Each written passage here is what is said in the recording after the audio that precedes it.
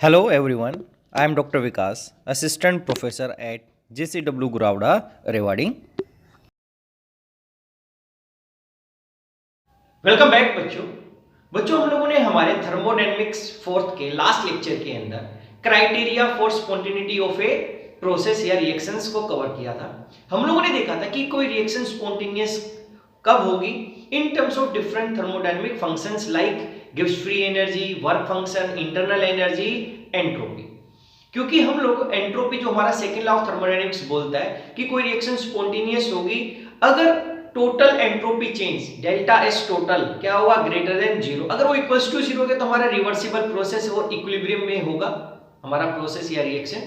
तो हम इस एंट्रोपी को कैलकुलेट करना डिफिकल्ट होता है या इसको इजीली हम कंट्रोल नहीं कर सकते, इसलिए हम डिफरेंट दूसरे थर्मोडायनेमिक पैरामीटर्स पे रिएक्शन लगाते हैं। इसलिए हम लोगों को स्पॉन्टेनिटी को देखने के लिए हम लोगों ने दो new functions thermodynamic functions introduce किए थे like gives free energy and Helmholtz free energy, और उसके रिस्पेक्ट में हमने देखा था कि कब कोई रिएक्शंस हमारी स्पॉन्टेनियस होगी या नहीं होगी। हम आज के अपने लेक्चर में नर्स्ट हीट थ्योरम देखेंगे, फिर उसका कॉन्सिक्वेंस देखेंगे कि उसकी वजह से हमारे पास एक थर्ड लॉ ऑफ थर्मोडायनेमिक्स आया, और उसके बाद हम कवर करेंगे importance of third law and residual entropy का क्या मीनिंग है। तो let's start our lecture. Nernst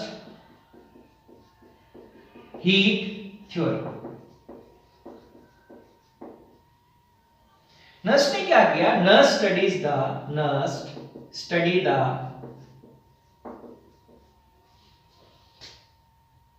variation of enthalpy change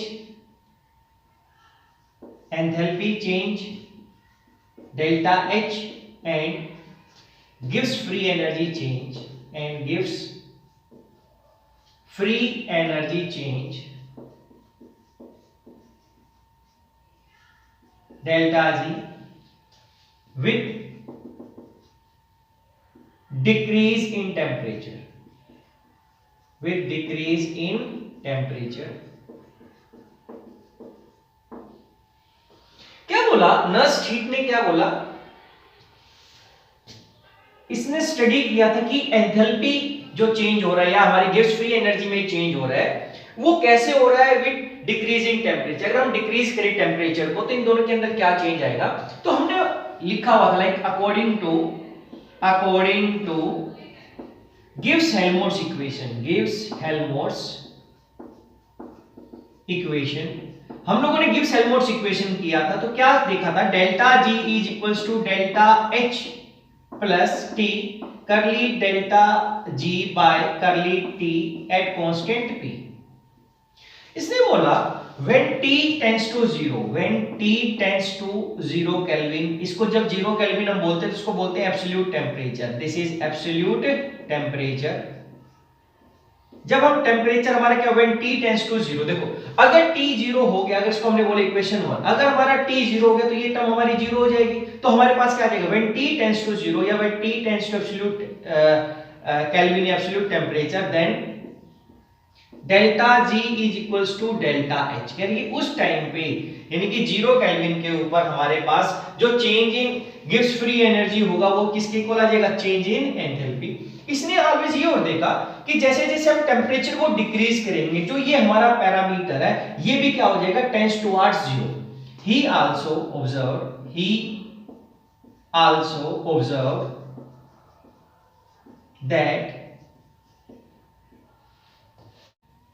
when temperature is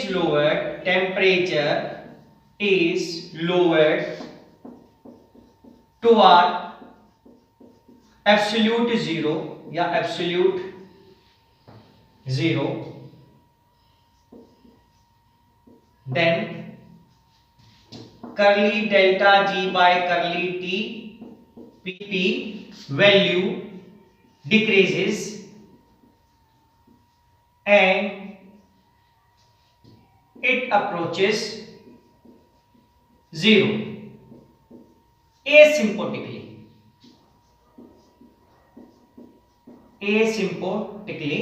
देखो क्या बोला इसने कि अगर हम टेम्परेचर को लोअर करेंगे तो हमारे पास जब टेम्परेचर 0 केल्विन होगा तो delta G equals to delta H तो होगा, लेकिन इसने बोला इसके साथ साथ कि जो ये वैल्यू थी rate of change of gives free energy with temperature, जैसे जैसे हमने टेम्परेचर को कम किया इसकी वैल्यू भी क्या हो गई, डिक्रीज होने लगी और इट अप्रोच जीरो यानी कि जीरो हो गई एसिम्प्टोटिकली। इस वर्ड का क्या मीनिंग अभी हम एक्सप्रेस करेंगे, देखेंगे मैथमेटिकल एसिम्प्टोटिकली का क्या मीनिंग है, या अब हम यहां पे लिख सकते हैं इट मींस, उसने ऑब्जर्व किया it means delta G and delta H not only become equal, not only become equal at absolute zero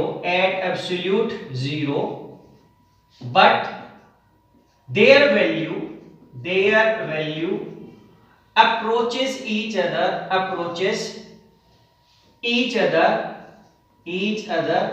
asymptotically in the vicinity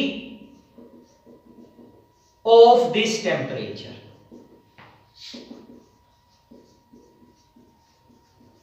उसने क्या बोला कि हमारे पास लिमिट, अगर हम टेम्परेचर को 0 केल्विन की तरफ लेके जाएंगे तो curly delta G by curly T constant P पे ये इक्वल वैल्यू आने लग जाएगी, curly delta G by H by curly T ये P इक्वल्स टू 0।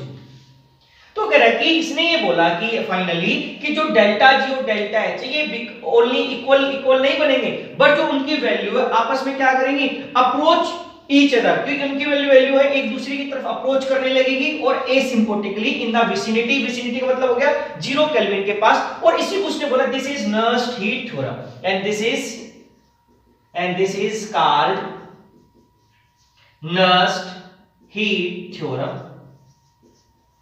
इसी को हमारी बुक में ग्राफ के साथ रिप्रेजेंट किया हो चाहिए इस वजह से कि अगर हमारा टेम्परेचर यहाँ इंक्रीज हो रहा है और यहाँ पे डेल्टा G और डेल्टा H की वैल्यू हम इंक्रीज करें तो कह रहा है कि ये पर्टिकुलर कोई वैल्यू होगी यहाँ पर, तो अगर हमने एक लाइन लगाई तो कह रहा है कि ये वैल्यू हमने देखा कि ये डिक्रीज हो रहा है, जैसे जैसे हमारा टेम्परेचर डिक्रीज हो रहा है इसकी वैल्यू क्या होगी, rate of change of G with ये डेल्टा G, जैसे जैसे टेम्परेचर कम होने लग गया हमारा इसकी वैल्यू में भी क्या हो गया, डिक्रीज हो गया। ऐसे ही हमारे पास क्या वैल्यू आ गई, ये H की वैल्यू में भी डिक्रीज आ गया, तो ये डेल्टा G है और ये क्या है, डेल्टा H। देखो जिस 0 केल्विन के ऊपर एब्सोल्यूट जीरो पे हमारे पास डेल्टा G और डेल्टा H की एक ही वैल्यू आ गई, जो हमने बोला delta G equals to delta H। और दूसरा क्या बोला कि इनकी value approach each other asymptotically in the vicinity of this temperature, यानी कि 0 केल्विन के पास इनकी वैल्यू एक दूसरे के पास आ गई एसिम्प्टोटिकली। वो वर्ड देखते हैं भी क्या मीनिंग है, तो कह रहे कि इस 0 केल्विन के पास दोनों की वैल्यू एक दूसरे के पास भी आ गई है, अप्रोच कर रही है, और इस 0 केल्विन पे दोनों के दोनों इक्वल हो गई। लेकिन हम ऐसा ग्राफ भी बना सकते हैं कि हमारे पास डेल्टा H ऊपर आ सकता है और डेल्टा G नीचे, हमने केवल इन दोनों की पोजीशन बदल दी है, ऐसा हो सकता है, क्योंकि ये डिपेंड करेगा कि हमारी डेल्टा G की वैल्यू ज्यादा है या डेल्टा H की वैल्यू ज्यादा है, कि वो डिपेंड करता है कि हमारी रिएक्शन एंडोथर्मिक है, एक्सोथर्मिक है या किस टाइप के रिएक्शंस है। तो ये बस ये ग्राफ ऐसा ही आएगा कि दोनों के दोनों इक्वल आ जाए। अब ये मीनिंग समझते हैं, हमने एक वर्ड लिखा है तो देखो यहाँ पर भी rate of change of temperature ये भी 0 आ गया, rate of change of G with temperature at constant pressure 0, तो यहाँ पे ये 0 आ जाएगा रेट ऑफ चेंज। देखो एसिम्प्टोटिकली का मीनिंग क्या होता है, पहले ASYMPTOTICALLY।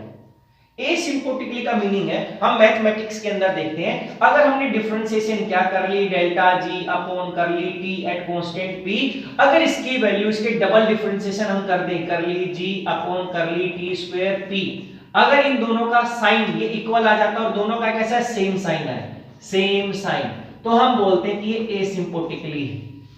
देखो जब हम उसका एक पार्शियल डेरिवेटिव और डबल डेरिवेटिव कर दें और इनका साइन सेम ही है, प्लस प्लस या माइनस माइनस, तो हम बोलते हैं कि वो एसिम्प्टोटिकली रीच कर रहा है। तो देखो अब हम देखते हैं कि ये हमारे पास ये आया कैसे, तो ये तो हमारे पास नर्स्ट हीट थ्योरम था, आया कैसे, अगर हम ये इक्वेशन थी, इक्वेशन और हम लिख दें डिफरेंशिएट, देखो ये मीनिंग समझ में आ गया, एसिम्प्टोटिकली का क्या मीनिंग है कि दोनों का साइन कैसा हो जाए इससे, अगर हम लिख दें कि differentiate equation 1 with respect to temperature, तो हमें क्या मिलेगा, करली डेल्टा एट कांस्टेंट प्रेशर, देखो क्या मिला, करली by curly T at constant P, this is equals to curly delta H upon curly T at constant P। इसको अगर हम कर दें यहां पे तो हमारे पास क्या आएगा, करली delta G upon curly T P plus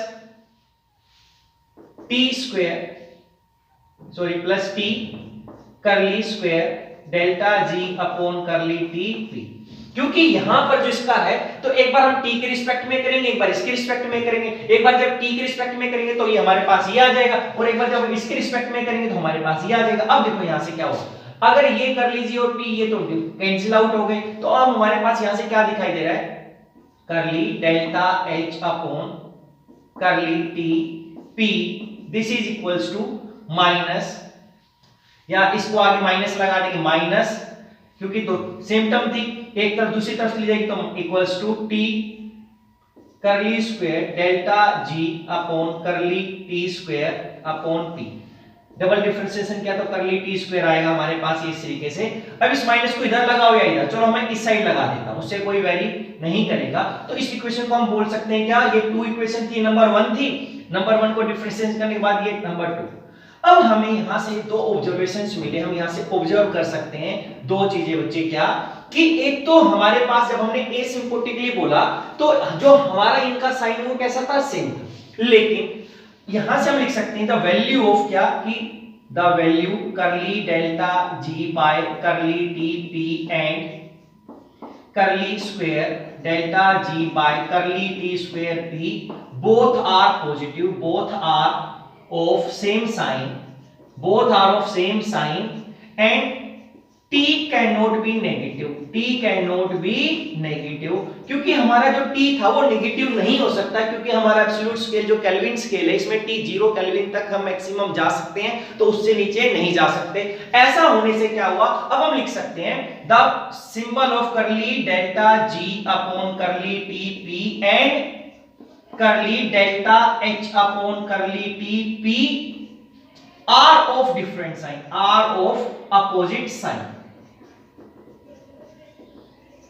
किस लिए, देखो क्योंकि हमने बोला कि देखो ये नेगेटिव नहीं हो सकता, इसका मतलब ये इसके इक्वल है। देखो ये नेगेटिव नहीं, क्योंकि अगर ये पॉजिटिव तो ये पॉजिटिव था एसिम्प्टोटिकली, अब ये आ गया तो अब ये आ गया तो ये तो इसकी वैल्यू पॉजिटिव है, तो t नेगेटिव नहीं हो सकता, इसका मतलब ये किसके इक्वल हो गया, इसके माइनस के, तो इन दोनों का साइन एक दूसरे के अपोजिट हो गया। अगर इन दोनों का अपोजिट हो गया इसका मतलब इसका और इसका भी तो अपोजिट हो गया, क्योंकि इन दोनों का सेम साइन था, इसका इसके अपोजिट है और इसका अपोजिट, इसका मतलब इन दोनों का भी क्या हो गया, अपोजिट हो गया, तो ये हमारे पास आर ऑफ क्या हो गया, अपोजिट साइन। तो अब यहां पर हम क्या लिख सकते हैं, when t tends to 0 करली delta G upon curly T P tends to 0 या इक्वल्स टू 0। अगर ये 0 है देयरफॉर हम क्या लिख सकते हैं, t curly square delta G upon curly T square P it also equals to 0। अरे जब ये 0 डबल डिफरेंशिएशन किया था हमारे पास, तो इसके रिस्पेक्ट में ये 0 हो गया। अगर ये 0 हो गया और ये किसके इक्वल है, ये इक्वल है हमारे पास करली H by curly T P limits ये हमारे पास, तो हम लिख सकते हैं therefore when limit t tends to 0 kelvin, तो हम लिख सकते हैं यहां पे क्या, curly delta H upon curly T P is also equals to 0। तो हमारे पास फाइनली जो यहां पे लिखा था, तो यहां पे लिमिट 1 के ऊपर लगाई थी, तो यहां पे हम लिखते तो क्या लिखते हैं, limit t tends to 0 kelvin. जब जाएगा तो ये तो हमने बोला कि डिक्रीज हो रहा है और ये टेंड्स टू 0, अगर ये हो रहा था तो इसकी वैल्यू 0 की इक्वल कैसे आ गई, क्योंकि अब देखो क्योंकि इनका साइन अपोजिट था, इसका हमने लिखा था यहाँ पे इन दोनों का साइन अपोजिट है, तो इसलिए बोला कि ऊपर है तो हमने एक नीचे लिखा है कि एक का इंक्रीज और एक की वैल्यू डिक्रीज, क्योंकि इनका साइन अपोजिट ही आएगा। ये हमारे पास यहाँ पे हमने प्रूव कर दिया। यहाँ पर यहां से हमारे पास दो इंपॉर्टेंट कॉन्सिक्वेंसेस आते हैं बच्चे, उन कॉन्सिक्वेंसेस को हम यहाँ पे साइड में लिख सकते हैं क्या, तो इसके फर्स्ट कॉन्सिक्वेंस को हम कैसे लिख सकते हैं, देखो हमें पता है d VdP - SdT, और यहाँ पे अगर हम कांस्टेंट प्रेशर कर ले तो हमें क्या पता चलेगा, यहाँ पे अगर हम curly G upon curly T at constant P this is equals to -S, ये हमारा रिलेशन आ गया था। और अब हम दो स्टेट ले, स्टेट 1 और स्टेट 2, तो इसका जो डिफरेंस आएगा हमारे पास ऐसा आ गया था, curly delta G upon curly T equals to minus delta S। ये एक्सप्रेशन हमने यूज किया था हमारे गिब्स हेल्महोल्ट्ज इक्वेशन के अंदर। तो अब क्या हुआ देखो, अगर लिमिट टी, अगर ये हमारे पास इसके इक्वल आ गया और हमें पता है जो हमारा limit T curly delta ji by करली टी पी किसके इक्वल हो जाता है, जीरो पे, एब्सोल्यूट जीरो, तो मैं क्या लिख सकता हूं, लिमिट टी जीरो केल्विन पे जाएगा तो डेल्टा एस क्या हो जाएगा, जीरो। और डेल्टा एस जीरो को हम क्या लिख सकते हैं कि जो हमारा चेंज आया है एंट्रोपी इनिशियल और फाइनल स्टेट का वो कैसा है, सेम है। तो हमने क्या लिखा, इट मींस अगर टेंपरेचर हमारा जीरो केल्विन की तरफ जाएगा तो जो एंट्रोपी होगी फाइनल स्टेट की वो कैसी होगी, इनिशियल स्टेट। और यहां से हम ये दो पॉइंट लिख सकते हैं। पॉइंट का मीनिंग क्या हो गया कि in the neighbourhood of absolute zero, यानी कि हम एब्सोल्यूट जीरो के पास अगर जाएंगे तो all process take place without alternation of entropy, यानी कि जीरो केल्विन के पास हमारे पास एंट्रोपी दोनों इक्वल हो जाएंगे इनिशियल और फाइनल। इसका मतलब वहां पे जो भी प्रोसेस होगा उसके अंदर कोई एंट्रोपी में चेंज हमें ऑब्जर्व दिखाई नहीं देगा।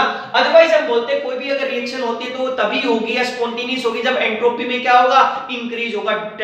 टोटल जो एंट्रोपी चेंज आता है वो क्या होना चाहिए, इंक्रीज। लेकिन एब्सोल्यूट जीरो के पास वहां पे रिएक्शन तो होगी लेकिन उसके अंदर कोई एंट्रोपी में चेंज हमें दिखाई नहीं देगा। या इसी को ऐसा बोला है, there is no change in entropy is involved in physical और chemical process taking place at the vicinity of absolute zero, यानी कि जीरो केल्विन के पास कि हमारे पास कोई भी फिजिकल या केमिकल प्रोसेस हो रहा है तो उसके अंदर हमारे पास एंट्रोपी में चेंज हमें ऑब्जर्व दिखाई नहीं देगा। या इसी को हमने एक और बोल दिया क्या कि chemical if a chemical reaction take place between pure crystalline solid at absolute zero there is no change in entropy। देखो ये तो कोई प्रोसेस की बात है। अगर हम कोई क्रिस्टलाइन सॉलिड हमारे पास प्योर क्रिस्टलाइन सॉलिड है तो कह रहा है कि अगर उसमें कोई केमिकल रिएक्शन हो रही है एब्सोल्यूट जीरो पे तो उसमें कोई एंट्रोपी चेंज नहीं होगा।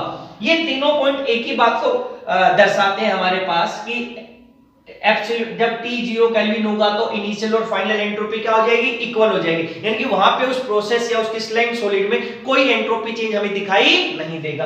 तो अभी क्वेश्चन अराइज हो हमारे पास कि what will be the value of absolute entropy at absolute zero, यानी कि जब हमने जीरो केल्विन कर दिया, जीरो केल्विन था तो हमारे पास कितनी एंट्रोपी थी उसके अंदर। तो यहां पे हम बोल सकते हैं it is most probable, it is most probable that at 0 Kelvin all crystalline solids have equal entropy and entropy of all the solids tends to zero at absolute zero ऐसा लिख देते हैं, जीरो एब्सोल्यूट जीरो। देखो equal यहां पे लिखा है कि कह रहा है कि मोस्ट प्रोबेबल था कि जीरो केल्विन के ऊपर हमारे पास जितने भी क्रिस्टलाइन सॉलिड्स थे सभी की एंट्रोपी क्या हो जाए, सेम या इक्वल। सेम इक्वल लिख सकते हैं या ओब्लिक लिख सकते हैं, सेम एंट्रोपी हो गई। और वो एंट्रोपी देखो सभी जितने भी हमारे पास crystalline solid A B C D Z तक अगर हमारे पास है तो कह रहा है कि 0 डिग्री के पास, 0 केल्विन के पास हमारे पास सभी की एंट्रोपी क्या हो जाएगी, सेम हो जाएगी सभी सॉलिड्स की।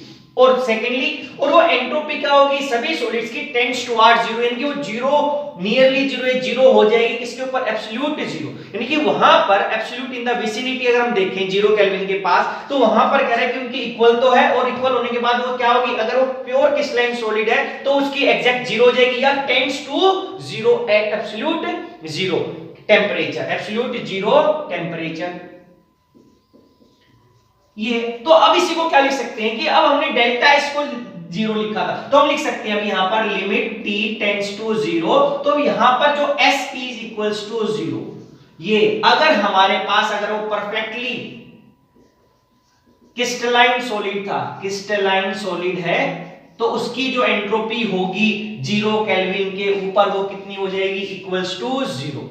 बाकी प्रोसेस में ये तो इक्वल होगा, फाइनल और इनिशियल प्रोसेस भी होंगी, लेकिन अगर वो प्योर सॉलिड हुआ क्रिस्टलाइन सॉलिड तो उसकी जो एंट्रोपी होगी सभी की कितनी हो जाएगी, जीरो। अगर वो प्योर क्रिस्टलाइन नहीं है तो बाकी भी है तो उनकी टुवर्ड्स टू जीरो, बिल्कुल जीरो के पास होगी, टुवर्ड्स होगी, टेंड्स टुवर्ड्स जीरो होगी, लेकिन वो एग्जैक्टली जीरो नहीं होगी। तो वहां पे उनके पास जो कुछ एंट्रोपी होगी उसको हम रेसिडुअल एंट्रोपी बोल देते हैं। अगर किसी सॉलिड के पास कुछ एंट्रोपी है 0 केल्विन के ऊपर और वो तो हम उस एंट्रोपी को नाम बोल देते हैं रेसिडुअल एंट्रोपी, उसको भी हम कवर करेंगे। तो ये फर्स्ट कॉन्सिक्वेंसेस था, तो इसी को हम बोल देते हैं third law of thermodynamics. Third law of thermodynamics.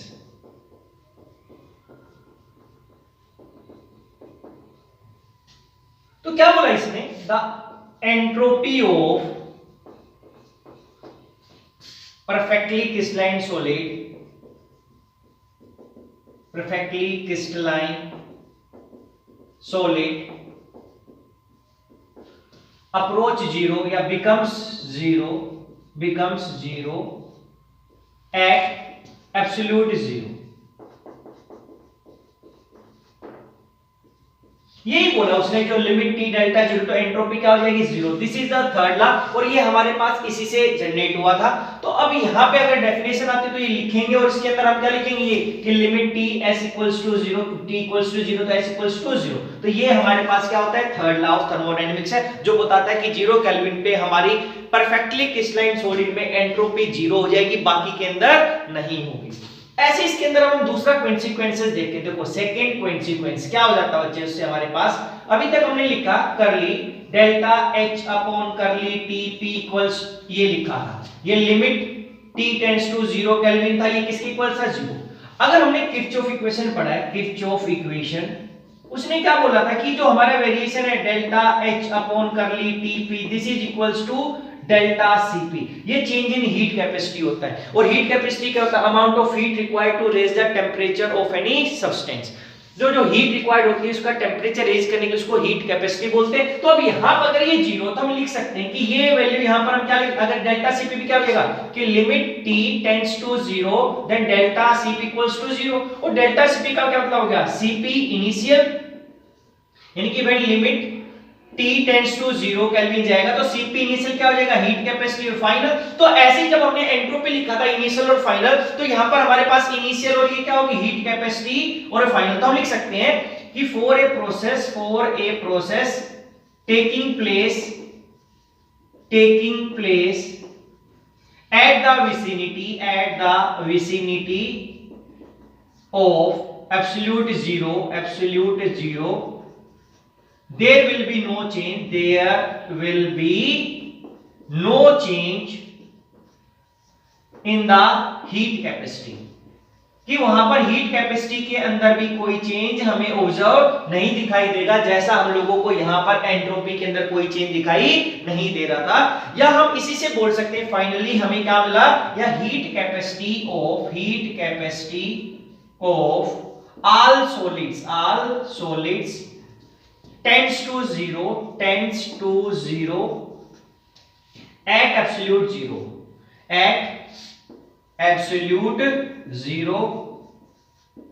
as heat capacity of all solids becomes ये लिखा था इक्वल या becomes same at zero के। तो जो हमने यहां पर बच्चे एंट्रोपी के लिए लिखा वो सेम हमने किसके लिए लिखा, हीट कैपेसिटी के लिए लिखा, कि हीट कैपेसिटी अगर हम सॉलिड की बात करेंगे तो उनकी जो हीट कैपेसिटी होगी सभी सॉलिड्स की वो क्या हो जाएगी, जीरो पे ऊपर नियरली सेम हो जाएगी और टेंड्स टू जीरो करेगा। तो ये था हमारे पास नर्स हीट थ्योरम और इसी के अंदर हमारे पास था ये थर्ड लॉ ऑफ थर्मोडायनेमिक्स। अगर हमारे पास थर्ड लॉ ऑफ थर्मोडायनेमिक्स आता है तो हमने जो स्टार्टिंग करनी थी, इसकी स्टार्टिंग करनी थी हमारे पास यहां से कि ऑल क्रिस्टलाइन सॉलिड्स के अंदर हम यहां पे लिख सकते थे, ये जो इनिशियल लिखा था कि we know that limit t tends to zero, तो यहां से हम स्टार्ट कर सकते थे। यहां से हम स्टार्ट करेंगे कि हमें पता है, एक एक्स्ट्रा लाइन नहीं लिख सकते थे यहां पे कि limit according to Nernst heat theorem limit t tends to zero kelvin curly delta g upon curly t P equals to zero. तो यहां से हम स्टार्ट करना था हम लोगों ने, फिर हम ये जीरो दिखाएंगे, एक ये कोई भी तीनों में से कोई भी एक लाइन लिखकर फिर हम यहां पर ये दिखा के और फाइनली हमारी ये डेफिनेशन, या पहले डेफिनेशन लिख के अगर उसको प्रूव करके दिखाना तो हम यहां से चलते according to Nernst heat theorem, ये हमारे पास आ गया था। और ये इस तरीके से कि हमने फाइनली जो हमारी एंट्रोपी है उसको क्या दिखाना था, जीरो। तो हमारी सॉलिड्स के केस में एंट्रोपी जीरो हो जाती है और हीट कैपेसिटी भी सॉलिड। तो जो नर्स हीट थ्योरम है बच्चे देखो, वो हमारे पास हीट कैपेसिटी की बात करता है। तो ये जो नर्स हीट थ्योरम हम बोल सकते हैं नर्स हीट थ्योरम, ये एप्लीकेबल है केवल, this is applicable to solids only. किस लिए सॉलिड्स के लिए एप्लीकेबल है? It is applicable to solids only, क्योंकि 0 केल्विन पे जो गैसियस स्टेट है वो एग्जिस्ट हमारे पास नहीं करती है। क्योंकि अगर 0 केल्विन, अगर टेम्परेचर 0 हो गया तो हमारा जो PV = nRT करते हैं वो 0 हो जाएगा, प्रेशर वॉल्यूम, तो हमारी गैसियस स्टेट एग्जिस्ट नहीं करेगी। तो यहां पर हम जो ये नर्स हीट थ्योरम की बात करते हैं, it is applicable to solids only. तो हमारे पास ये Nernst heat equation, Nernst heat theorem था, और ये क्या था? थर्ड लॉ ऑफ थर्मोडायनेमिक्स, क्योंकि इसी के कॉन्सिक्वेंस से हमें मिला। बच्चों फाइनली जो टॉपिक अभी तक हम लोगों ने कवर किया है उसके बेस के ऊपर आपको कुछ MCQs ट्राई करने हैं। तो हमारा जो फर्स्ट क्वेश्चन है, the amount of energy required to raise the temperature of 1 gram of pure water by 1 degree Celsius is defined as. ये हमारा अगर वाटर 1 ग्राम वाटर का अगर 1 डिग्री सेल्सियस से टेम्परेचर राइज करेंगे तो हम उसको, उस अमाउंट ऑफ एनर्जी को हम क्या बोलते हैं।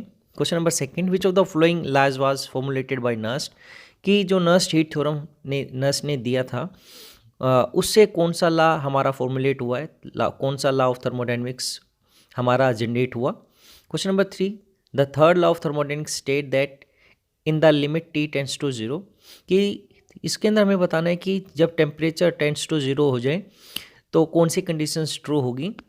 Then question number 4, the study of the flow of heat और any other form of energy in और out of a system undergoing physical और केमिकल चेंज इज कॉल्ड। कह रहा है कि अगर हम स्टडी करते हैं कि हमारी फ्लो ऑफ हीट अगर वो सिस्टम के अंदर आए या सिस्टम के अंदर से जाए और उसकी वजह से कोई फिजिकल या केमिकल चेंज है तो ऐसे प्रोसेस को हम क्या बोलेंगे। Then question number 5, Planck's propose the relationship between the entropy of a system and the thermodynamic probability is given by the equation, कि जो प्लैंक्स ने हमारे एंट्रोपी एंड प्रोबेबिलिटी के बीच में रिलेशन दिया था उसमें से कौन सा रिलेशन करेक्ट है। Which is the correct unit of entropy, की एंट्रोपी की कौन सी करेक्ट यूनिट है इसमें। Question number 7, the entropy of CO at absolute 0, कि हमारी जो कार्बन मोनोऑक्साइड होगा उसकी एंट्रोपी क्या होगी एब्सोल्यूट 0 पे। Question number 8, the absolute thermodynamic temperature scale is also called as, कि जो हमारा एब्सोल्यूट थर्मोडायनेमिक स्केल है उसको हम दूसरे किस नाम से भी जानते हैं। And that's all for today, thank you.